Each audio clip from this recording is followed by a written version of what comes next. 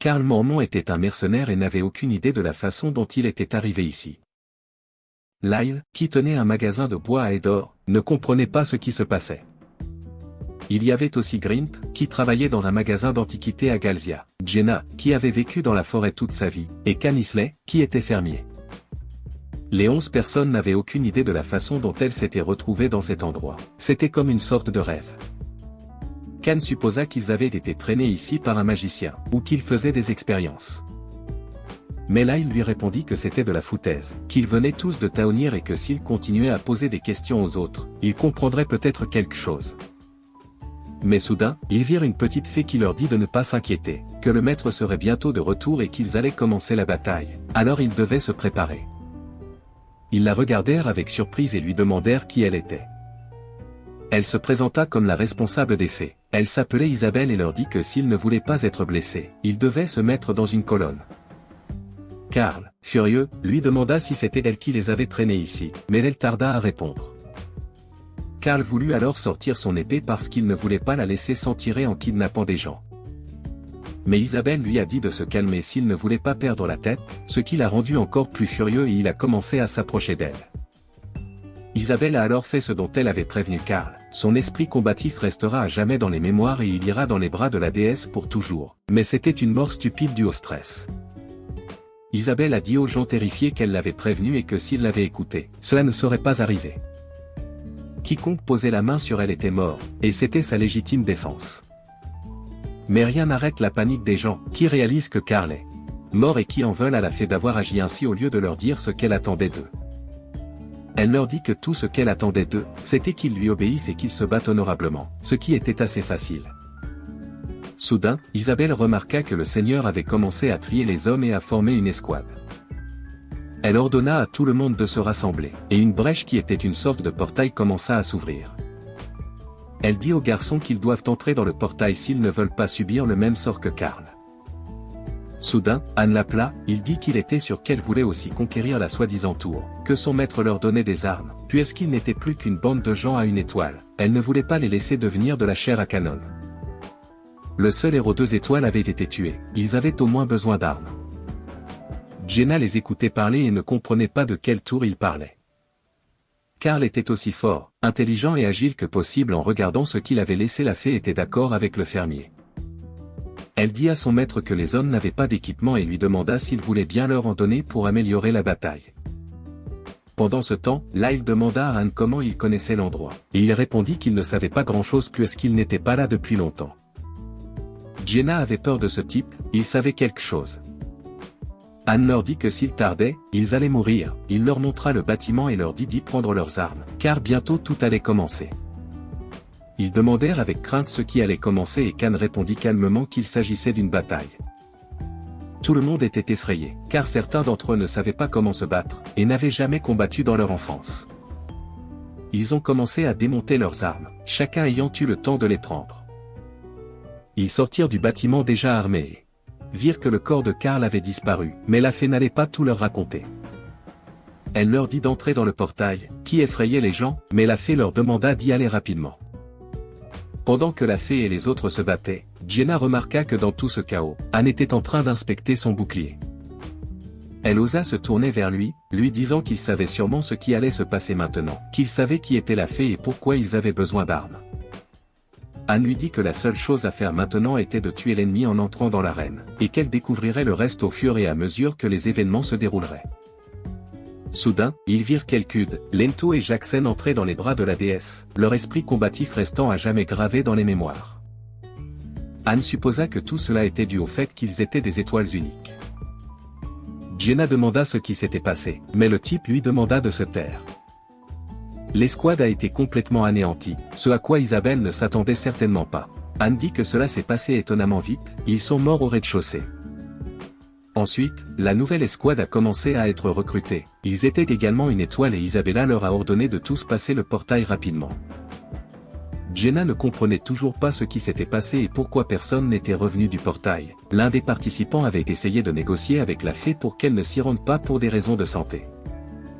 Jenna savait qu'il était en parfaite santé et l'a encouragé en lui disant qu'ils essaieraient de survivre d'une manière ou d'une autre en travaillant ensemble. Isabelle a dit qu'elle faisait trop de bruit et leur a ordonné de se taire. Tout le monde était effrayé, mais ils ont tous franchi le portail. Une fois arrivés, ils ont regardé autour d'eux et n'ont pas pu se rendre compte de ce qu'était cet endroit. Ils ont vu un grand écran qui disait que c'était le donjon principal et que c'était leur défi actuel. Conquérir la tour et sauver le monde. La porte s'ouvrait et on leur a dit de se préparer. Khan leur ordonna personnellement de ne pas s'éparpiller au moment du départ. Ils se réveillèrent dans un endroit complètement différent, sans se rendre compte de l'endroit où ils se trouvaient. Devant eux se trouvaient des gobelins de 3e niveau, ils étaient sur un champ de bataille. Il leur répéta que s'ils étaient distraits, ils mourraient, et qu'ils devaient donc rester sur leur garde. Mais lorsqu'il se retourna, il vit que certains d'entre eux avaient déjà lâché leurs armes et s'étaient enfuis. Comme Jenna avait peur, sa caractéristique a baissé de 30%, tout comme les autres qui se sont enfuis, mais ils ne sont pas allés loin parce qu'ils ont été arrêtés par un mur invisible. Ils n'ont pas encore compris que personne n'allait les laisser sortir d'ici, et le mur ne va nulle part. Anne regarda les imbéciles et Jenna lui demanda s'il les laisserait sortir s'ils battaient les gobelins, mais il se contenta de la regarder. Au bout d'un moment, ils se sont retrouvés l'un à côté de l'autre et il lui a demandé si elle savait tirer à l'arc. Le père de Jenna était un chasseur, c'est tout dire. Anne se tenait en première ligne et elle tirait de l'arrière.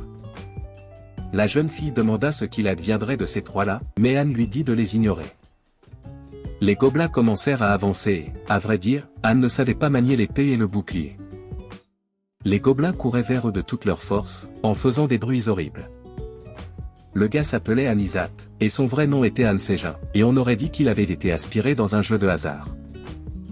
Le jeu s'appelait Pikme et avait été créé par un studio de jeu. Le but du jeu était de conquérir la tour composée d'une centaine de niveaux, en aidant les héros à extraire des ressources et à établir un camp de base. Hier, il vivait normalement, mais aujourd'hui, il était totalement immergé dans le jeu. Les rangs des héros allaient d'un minimum d'une étoile à un maximum de 7 étoiles. Sauf que Han était un vrai malchanceux. Même après avoir utilisé des milliers de prix gratuits, il n'a jamais obtenu de héros de niveau supérieur à 5. Il aurait dû participer à Dinge, un livre d'inversion du destin pour créer un héros 7 étoiles. Le jeu Choose-me avait des règles de jeu assez strictes, contrairement aux autres Grindilka. Un Grindilka était un jeu qui nécessitait d'accomplir plusieurs fois le même type de tâche pour réussir. Peu importe le travail et l'amour que vous mettez dans un personnage, une fois que vous mourrez, il ne peut pas être ressuscité. Soudain, il vit que 38 joueurs étaient horrifiés, leur personnage étant réduit de 30%. On ne comprenait pas de quoi ils avaient peur. L'un des joueurs de Dior leur conseillait de battre en retraite. Han s'en moquait, il devait reconnaître les schémas du boss. Diora a commencé à paniquer, il a vu quelqu'un de niveau 999 apparaître. Son nom n'était pas clair, on aurait dit un bug. Han a perdu et c'était bien un bug dans le jeu. Tous les personnages ont été anéantis de la même façon. Ils ont été éliminés sans même regarder ce que le boss faisait, il n'a jamais rien appris. Soudain, le même personnage a regardé Han et lui a dit qu'il l'avait trouvé. Han n'a pas compris pourquoi le jeu ne s'est pas arrêté, mais il a soudainement été enveloppé dans une obscurité totale.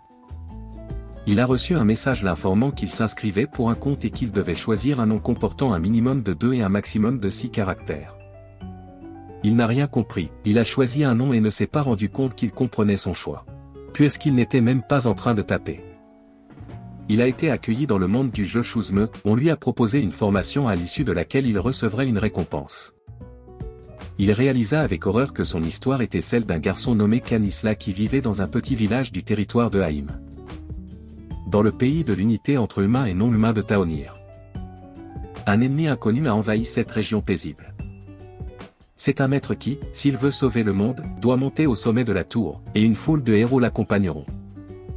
En se retournant, il aperçoit un gobelin, c'est sa première tâche de vaincre le monstre qui a envahi son village. Han réalisa alors que tout cela lui arrivait dans la vraie vie. Le gobelin l'attaqua, mais Han parvint à bloquer son attaque avec son épée. Il rassembla ses forces et ses pensées et porta le coup final. L'idée de tuer une créature vivante de ses propres mains ne lui venait pas à l'esprit. La première étape fut passée et Han obtint sa première étoile. Il marchait tout seul et ne réalisait pas comment il pouvait être à l'intérieur du jeu. Il vit les bâtiments devant lui, ils avaient tous un air plutôt familier. Le système lui demanda de choisir un allié avant de passer à l'étape suivante. Des portes s'ouvrirent devant lui et il vit que le système lui avait donné une récompense, sous la forme d'un héros allié, Shay, qui avait 4 étoiles. Anne n'en croyait pas ses yeux, il était exactement dans le jeu. Shai ouvrit les yeux et demanda qui il était. Il dit que son nom était Anne Ségin. Elle se présenta comme Shai Radastri, elle était une chevalière et elle trouvait son nom très étrange. Le système montra que Anne et Shai formaient maintenant une équipe. On lui demanda de trouver d'autres partenaires pour former une équipe unique. Au bout d'un moment, alors qu'il combattait un autre groupe de gobelins, Shai remarqua que Anne était nouveau et qu'il n'avait même pas d'uniforme. C'était vrai, c'était presque la première fois qu'il se battait. Contrairement à lui qui n'avait jamais tenu une épée auparavant, la 4 étoiles Shai avait vaincu 5 gobelins en un rien de temps. Elle avait augmenté son niveau et reçu des honneurs. Il y avait une différence colossale de compétences entre eux, mais tous les défis étaient à venir. Le maître qui les accompagnait reçut une notification indiquant que Anne avait remporté la bataille avec succès. La dernière façon de s'entraîner, la façon de renforcer le héros et le Shining. La porte est ouverte. Il doit sélectionner l'onglet Fusion dans le menu. Anne se rendit compte qu'il n'était pas à la hauteur. Derrière lui se tenait une fée qui disait que le maître l'attendait. Il a à peine entendu son nom, elle ne l'a pas remarqué au début. Puis elle fut horrifiée. Comment connaissait-il son nom? Il répondit qu'il le connaissait parce qu'il jouait souvent à ce jeu. Il s'appelait Anne Ségin. Isabelle regarda dans le livre. C'était impossible. Il n'est pas Anisla mais Anne Ségin. Elle remarqua qu'il était différent de Anislat sur la photo, il ne lui ressemblait pas du tout. Anne Ségin était né à Séoul chez Konsogu, il voulait être renvoyé. La fée n'arrivait pas à croire que ce type venait de la Terre, elle devenait folle en le réalisant. Elle lui dit de sortir, mais il lui répond que s'il sortait, il mourrait. Elle lui a dit que cela n'arriverait pas, qu'il quitterait simplement le jeu, mais c'était la même chose. Alors elle l'a poussé vers la porte pour qu'il s'en aille. Shai a regardé tout ce qui se passait et a attendu Anne. La fusion de Anne commença, l'amélioration en fusionnant les deux héros, l'un des deux héros étant utilisé comme sacrifice pour augmenter les statistiques de l'autre héros. Le problème était qu'il n'avait qu'une étoile alors que Shai en avait 4, un joueur normal n'aurait pas eu l'envie de le laisser et de tuer Shai. Apparemment il mourait de cette façon. Personne ne verse beaucoup dans un héros faible. Mais soudain Anne réalisa que la fusion était terminée. Shai allant dans les bras éternels de la déesse. C'était ahurissant, complètement délirant et ce n'était pas une décision logique. Elle a dit qu'elle n'avait tout simplement pas été choisie, mais qu'elle s'en remettait à Anne. Elle s'est volatilisée et Anne n'a pas su quoi faire. Les événements revinrent en arrière, Gina et lui combattaient des gobelins. Certains membres de leur équipe avaient déjà été éliminés, et s'ils étaient distraits, ils mouraient. Anne réfléchit au fait que, quoi qu'il arrive, il a survécu. La synthèse des héros fonctionnait de telle sorte que l'on pouvait faire glisser un héros sacrifié vers un autre. Il avait eu de la chance, mais pas Shai, car elle était morte à cause d'une erreur stupide d'un sorcier, comme on pouvait s'y attendre dans ce jeu de merde. Jenna a dit qu'elle pouvait s'occuper d'un monstre, mais qu'en est-il des autres personnes? Anne lui dit de penser à elle, mais à ce moment-là, il fut attaqué par un gobelin. Anne pensa au fait qu'il ne savait pas comment il était arrivé ici, mais ce dont il est sûr, c'est qu'au moment où il est passé dans ce monde, ce monstre de niveau 999 riait. C'est tout lui et c'est lui qui l'a entraîné là-dedans, mais il ne savait pas qu'il n'avait pas encore affaire à un simple d'esprit. Ils ont maîtrisé tout le monde et Jen a remarqué l'état de Anne. Le joueur n'a qu'une influence minime sur le déroulement des batailles dans le jeu, ce qui est dû au fait que la plupart des batailles sont menées automatiquement par les héros, mais malgré cela, environ 100 millions d'utilisateurs ont joué au jeu. La raison en est que l'on peut observer le monde comme un dieu, et qu'il fut un jour un moine qui aimait ce jeu. Créer des objets, des stratégies et des tactiques, développer des héros et découvrir des capacités cachées. Même si le jeu pouvait être qualifié de merdique, il n'y avait pas lieu d'abandonner, il devait survivre. L'étape a été franchie, Jenna a obtenu une étoile, le joueur le plus précieux était Anne, et le reste de l'équipe était mort. Il est temps d'arrêter d'agir comme un enfant, il est à l'intérieur du jeu et a été réincarné et appelé en tant que héros 5 étoiles. Le héros n'a que deux façons de mourir, en combat ou en fusion, et en tant qu'étoile unique, il est complètement inutile dans le jeu. Ses statistiques sont horribles, son taux de croissance de niveau est extrêmement bas, il ne peut donc pas échapper à la synthèse, c'est un débutant sans aucune compétence. Anne vivait avec l'idée qu'il devait survivre, se venger et revenir, et que tout cela était impossible s'il ne faisait pas le premier pas. Il ne voulait pas imaginer comment les choses se passeraient, s'il mourait s'il ne s'adaptait pas ou s'il ne pouvait pas accepter les règles. Il serait simplement mangé, c'était comme être enrôlé dans l'armée. Il ne suffisait pas d'être fort physiquement, il fallait changer mentalement, il ne pouvait pas survivre s'il paniquait ou devenait nerveux. Il a déjà été capable de survivre lorsqu'il était plus petit, il doit s'en souvenir, il n'avait pas ses parents à ses côtés ou quelqu'un d'autre pour l'aider. Il faut qu'il se souvienne de cette angoisse, elle l'a motivé. Soudain, Jenna est apparue et lui a demandé ce qu'il faisait. Il lui a demandé si c'était comme s'il s'entraînait à tuer des monstres. Elle ne comprenait pas pourquoi il était impoli avec elle, elle qui avait travaillé si dur pour le trouver. Jenna passa toute la nuit à réfléchir à ce qu'elle devait faire ensuite. Il ne pouvait pas sortir d'ici après tout. Comme son père était chasseur, elle passait tout son temps libre à s'entraîner au tir à l'arc, afin de ne pas être un obstacle. Rien ne changerait si elle restait là à pleurer, et il saurait exactement comment survivre ici. Il s'étonna qu'il s'agisse de sa première vraie bataille, elle qui avait certainement passé toute sa vie entre quatre murs. Il s'enquit de ses compétences à l'arc, et elle admit honnêtement qu'elle était plutôt douée dans ce domaine. Ses capacités étaient similaires à celles de Anne, sauf qu'elle était novice en tir à l'arc. Mais ses caractéristiques s'étaient améliorées après la dernière bataille, même si elle était assez faible dans toutes les catégories, elle avait déjà les compétences d'un archer. Elle avait réussi à vaincre le gobelin, même si c'était son premier combat, elle n'avait pas l'air d'une personne coincée et effrayée, ce qui était une découverte étonnante pour lui. Il lui dit qu'il l'aiderait et lui tendit la main. Jenna dit que son père lui avait dit un jour que si elle voulait survivre, elle devait chercher un homme fort, son père était un grand homme, elle était sûre que Anne prendrait soin d'elle. Elle avait de la sympathie pour lui et ils avaient tant plus l'amitié, ce qui arrive quand les gens sont dans la même équipe. Anne appela Isabelle, mais elle ne pouvait pas venir maintenant car elle était occupée, mais pour une personne occupée, elle répondit assez rapidement. Elle lui a dit qu'elle ne lui dirait rien, même s'il le lui demandait. S'il était si curieux, il n'avait qu'à aller à la tour et se renseigner par lui-même, car toutes les réponses s'y trouvaient. Il ignora son indignation et lui demanda s'il était le seul à voir le panneau d'état au-dessus de sa tête.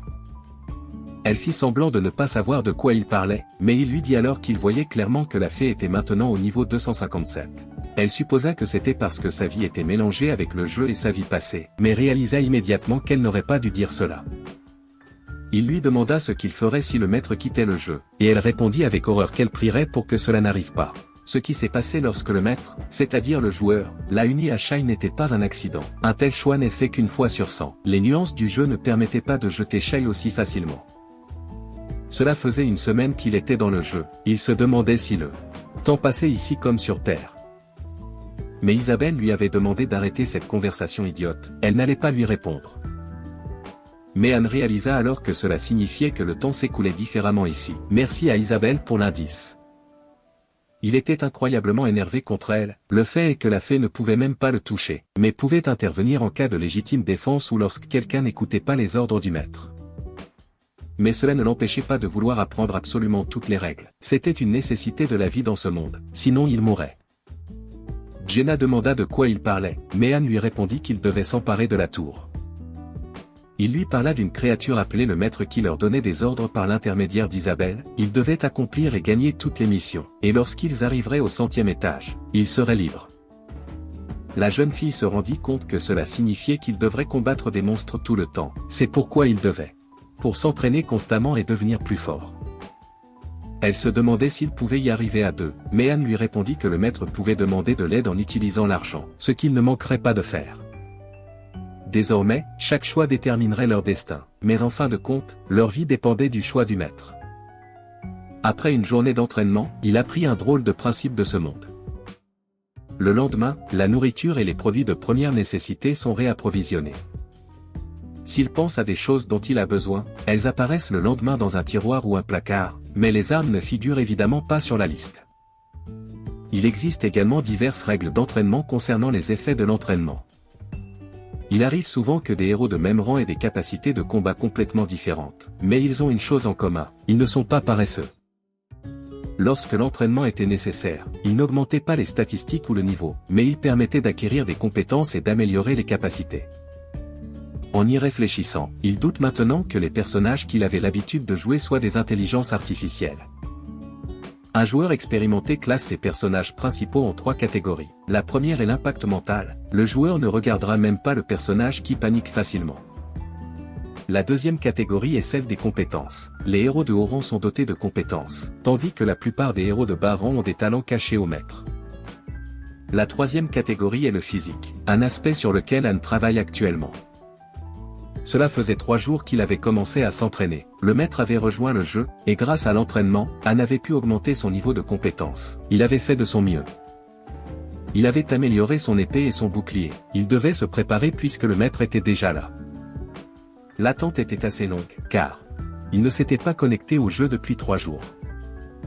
Le joueur se demandait quel nouveau personnage était apparu. Il invoquait un nouveau héros et il fallait donc qu'il se tienne avec toute l'équipe de 5 personnes. Il utiliserait 3 invocations.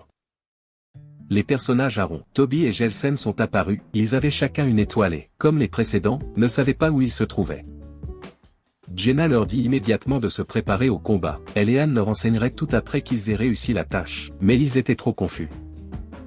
Pendant ce temps, la fée ouvrait déjà le portail spatio-temporel. Tous les joueurs nouvellement arrivés étaient joints à la première équipe. Han demanda à Jaina de prendre les armes avant qu'il ne soit trop tard. Puisque tout le monde était mort la dernière fois même avec des armes, cela ne valait même pas la peine d'essayer de leur donner des armes cette fois-ci. Les nouveaux arrivants ont commencé à crier après Isabelle et à réclamer les armes. Et Jaina a dit que la situation ne ferait qu'empirer s'ils se battaient avec cette fée. Il pensait que la jeune fille était dans le coup, mais Jaina a dit qu'elle était dans la même situation qu'eux. Certains avaient une femme qui les attendait à la maison. D'autres étaient de pauvres fermiers. Tous avaient leur raison d'exiger d'être ramenés à la maison. Jaina avait peur qu'ils meurent tous, mais Han a dit qu'ils n'avaient qu'à ne pas toucher à Isabelle. Mais apparemment, ils n'ont pas écouté la fée, ce qu'ils ont payé un peu cher. Elle leur a dit de l'écouter, car ces deux-là étaient Han et Jaina. Ils se sont retrouvés au sous-sol et Isabelle leur a souhaité de bien s'amuser. Ils étaient au premier étage. Le but est de détruire tous les ennemis. Alors que les nouveaux arrivants paniquaient, Han et Jaina étaient déjà en alerte. Ils ont été attaqués par des monstres de la forêt cette fois-ci. Ils ont été effrayés et leurs statistiques ont diminué en conséquence.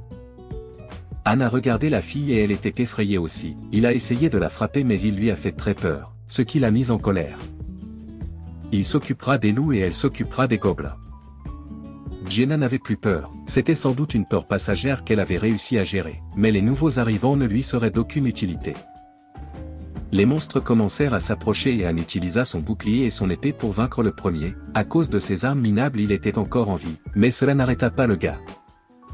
Quand Han en eut fini avec le premier loup, il fut immédiatement attaqué par le second. Il s'en occupa aussi immédiatement. Soudain il se souvint de Jaina qui se battait seule contre les gobelins.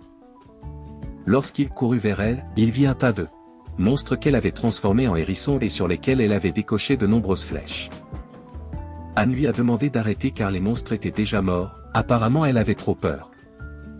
L'étape fut passée, ils reçurent tous deux une augmentation de niveau et des récompenses sous forme d'or, de minerais de fer et de cuir. Ils retournèrent à l'endroit où on les félicita d'avoir réussi à franchir le premier étage, mais à peine s'était-il reposé que le joueur décida de les envoyer au 3e étage. Si ce joueur est vraiment si imprudent, ils seront jetés au 3e étage dès maintenant, mais il y aura des conséquences. Han attendait de voir ce qu'il allait choisir. Allait-il les envoyer dans une autre mission? Mais ils ont eu de la chance et le joueur a quitté le jeu. Han a poussé un soupir de soulagement. Isabelle était incroyablement fatiguée et le gars avait dit qu'elle n'était rien comparée à eux. Han réalisa la séquence des actions. Si le temps se déréglait ici et qu'il partait en mission tous les 3 jours, alors dans le monde réel un seul jour s'écoulait. Après 3 jours l'autre se reconnecterait. Il regarda ses statistiques et remarqua que son intelligence avait baissé d'1 point mais que sa force avait doublé. Ses statistiques augmentaient de jour en jour et l'efficacité de leur croissance était également devenue beaucoup plus grande. Les résultats en étaient la preuve. Le joueur ne s'est même pas précipité dans le jeu. Si Han restait le même qu'au rez-de-chaussée, il ne survivrait certainement pas. Pendant ce temps, les nouveaux arrivants essayaient de savoir auprès de Jaina où il se trouvait et pourquoi ils devaient se battre. Ces gens d'une étoile vivaient loin des batailles. Elle leur a répété ce qu'ils devaient faire pour survivre, et ils ont répété à Jaina qu'ils n'avaient jamais non seulement combattu, mais qu'ils n'avaient même jamais tenu une arme dans leurs mains. Personne ici n'avait jamais fait cela auparavant, mais ils n'avaient pas d'autre choix que de se battre ou de mourir, et ils comprenaient maintenant pourquoi les étoiles étaient appelées des déchets. Mormon, qui avait 2 étoiles, avait dit qu'il était un mercenaire. Cela signifierait-il que plus on est porté sur le combat, plus on a de chances d'obtenir une étoile? Les mercenaires de haut rang ne paniquent pas inutilement. Si vous lancez un mercenaire une étoile surchargée dans la bataille, il aura peur et paniquera tout le temps. Les mercenaires 3 étoiles ne font pas cela, ils se précipitent au combat. Sont-ils briefés à l'avance ou connaissent-ils leurs tâches avant de partir en mission? Shai le savait sûrement, vu son attitude et son assurance. Anne a été approchée par Jenna, qui avait du mal à s'entendre avec les nouvelles recrues, et lui a demandé de prendre la relève. Anne n'était pas aussi enthousiaste à propos des hommes condamnés, mais Jenna les considérait comme des alliés qu'il suffisait de convaincre, ce qui était mieux que rien. Anne dit que ces gens disparaîtraient bientôt de toute façon. Elle le verrait, il n'était même pas question qu'ils meurent au combat, mais s'ils ne changeaient pas, ils disparaîtraient tout simplement. Il lui conseilla de les oublier, ils se battraient bientôt à nouveau en couple. Soudain, il remarqua qu'un nouvel arrivant s'approchait de lui, avec une attitude tout à fait inamicale. Mais Anne n'allait pas se laisser faire, les deux étaient complètement pathétiques pendant le combat, se cachant derrière leur dos pendant que Jenna et lui faisaient couler le sang pour survivre. Apparemment ça marchait sur eux, Anne fit ce que Jenna lui demandait de faire. Le lendemain, l'entraînement reprit, après les exercices de base, ils commencèrent à s'entraîner avec des armes, mais Anne se contenta de manier son épée et Jenna s'occupa du tir à l'arc. Anne réussit à augmenter ses compétences à l'épée et au bouclier jusqu'au niveau 2. Les trois nouveaux arrivants n'ont jamais atteint le terrain d'entraînement. Ils ont passé leur temps à chercher un moyen de sortir d'ici, se plaignant de quitter cet endroit. Mais apparemment toutes leurs recherches ont été infructueuses. Jenna tira à l'arc sur Anne, qui tenta de se couvrir avec son bouclier, mais une flèche l'atteignit à la jambe. Il dit à Jenna de ne pas s'inquiéter lorsqu'elle s'enquit avec effroi de son état. Il dut finalement se rendre à l'évidence que les lois de la nature ne fonctionnent pas ici comme dans le reste du monde. Les blessures guérissent instantanément. Anne obtint la compétence de résistance à la douleur et continua à s'entraîner. La douleur ne l'arrêterait pas et c'était bien qu'il puisse la ressentir. C'était la preuve qu'il était vivant. C'était une motivation pour continuer à s'entraîner. Il réussit à éveiller les compétences de maniement initial de l'épée et de maniement initial du bouclier. 3 jours plus tard, le joueur était de retour dans le jeu, et Isabelle leur ordonna immédiatement de se rendre sur la place. Jenna était contente qu'il s'amuse un peu, car elle s'ennuyait de ce même entraînement. Elle semblait s'y être adaptée plus vite que Anne, mais comparé à ses nouveaux venus, ils avaient l'air d'aller bien. Isabelle s'emporta et les jeta de côté, elle en avait complètement marre d'eux et les obligerait à s'excuser par écrit. Elle décida de leur dire tout ce qu'elle pensait d'eux, ce n'était pas déraisonnable. La mission pouvait commencer, aucun d'entre eux n'osait plus la contrarier. Ils arrivèrent au 3e étage, la mission était d'éliminer tous les adversaires. Il était évident que leur équipement avait considérablement changé, mais cela ne devait pas les effrayer. Ils devaient s'en tenir à la tactique utilisée lors de l'entraînement.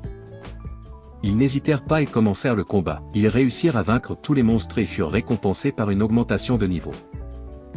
Jenna commençait à réussir, cette fois c'était même un peu ennuyeux. Apparemment les nouveaux arrivants n'allaient pas les aider, mais Anne s'en fichait, il ne voulait pas partager son expérience avec ces gens pathétiques. Soudain, la fenêtre de statut donna un indice, s'il rencontrait des vilains. Le joueur semblait vouloir utiliser cette méthode pour les faire repasser par le rez-de-chaussée. C'était plus sûr et apparemment le joueur n'était pas une personne sans cœur. Il les envoya à nouveau au rez-de-chaussée. C'était plus sûr et apparemment le joueur n'était pas une personne sans cœur. Les monstres étaient les mêmes que la dernière fois et il ne fallut pas longtemps à Anne et Jenna pour traverser le sol. Mais le joueur voulait à nouveau qu'ils passent par cet étage, parce qu'ils avaient réussi à s'en sortir rapidement et qu'il ne voulait pas les laisser se reposer. Ils furent à nouveau envoyés en mission au rez-de-chaussée, puis ils durent à nouveau traverser le 3e étage. Jenna était déjà fatiguée et priait pour qu'on ne les envoie pas à l'étage suivant. Cela la rendait folle et ils avaient tellement souffert à cause de ces gens. Mais Anne lui dit de ne pas s'en inquiéter. Jenna ne comprenait pas comment il pouvait penser si positivement alors que ces gens ne changeraient rien. Mais Anne lui dit que le joueur n'était pas assez riche pour garder ces trois-là constamment, malgré le fait qu'ils étaient aussi inutiles.